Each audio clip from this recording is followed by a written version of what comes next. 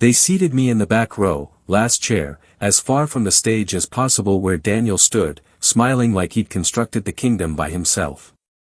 I watched my wife's brother receive the keys to a $75 million Hawaiian resort.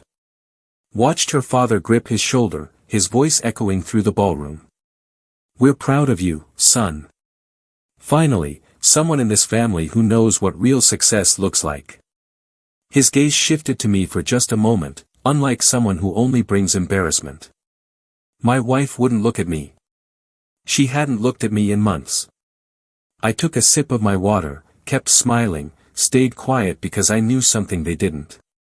3 years ago, I married into the Chen family with nothing but a factory supervisor's paycheck and a mechanical engineering degree they thought was worthless. Old money doesn't respect new sweat. My wife, Michelle, used to tell me she didn't care, that love was more important than her family's hotel empire. I believed her. I pulled double shifts, attended night classes, developed patents for automation systems while her brother rode on nepotism and cocaine. Daniel never worked an honest day, but at every family dinner he'd grin. "Still pressing buttons at the plant, brother-in-law?" They all laughed. I stayed silent because silence is where you catch things. 6 months ago, I noticed Michelle's phone tilted away during dinner. Noticed her brother's sudden curiosity about our marriage. Noticed how her father began excluding me from family discussions about business transitions. Then I discovered the texts. Not an affair, worse. Daniel and Michelle plotting to push me out. Say I was financially irresponsible, have me sign away my shares of our joint assets during an amicable divorce. Her father would reward her generously. They'd portray me as the loser who couldn't provide. The factory worker who never fit in. I read every message, every plot, and I didn't confront anyone. I vanished into my workshop and I strategized. The Chen family made their fortune in hospitality, but they understood nothing about the machinery keeping their resorts operational. For 2 years, I'd been consulting on the side, discreetly using my mother's maiden name.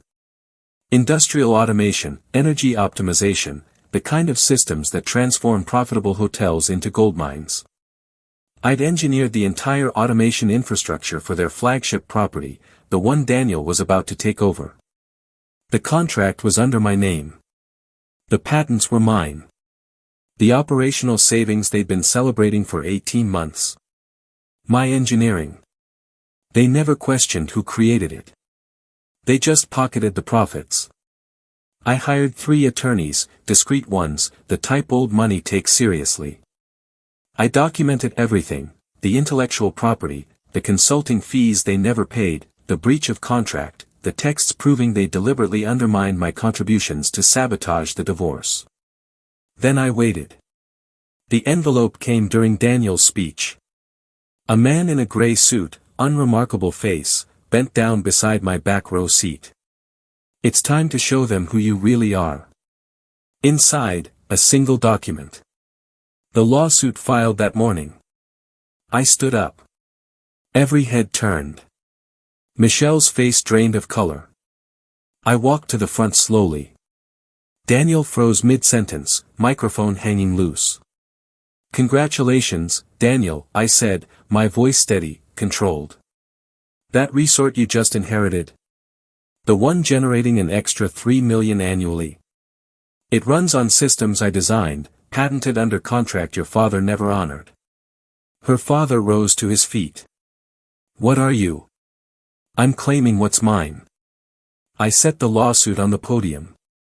18 months of unpaid consulting fees, breach of intellectual property, and since you're transferring ownership today, that makes Daniel personally responsible for continuing operations using stolen technology. The room went dead silent. "You can shut down the automation, lose the profits, or you can pay me retroactively with interest, plus licensing fees for future use."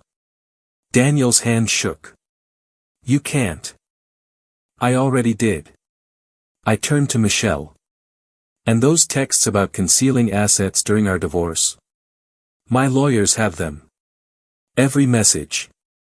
Your scheme to paint me as incompetent while stealing my work. That's fraud." Her champagne glass dropped, shattered on the floor. The lawsuit settled in 47 days. $7 million. Paid in full. Daniel's promotion was quietly withdrawn. The resort stayed operational under my licensing terms. Michelle's father offered me a job. I said no. My wife filed for divorce. I'd already filed first. I don't work at the factory anymore.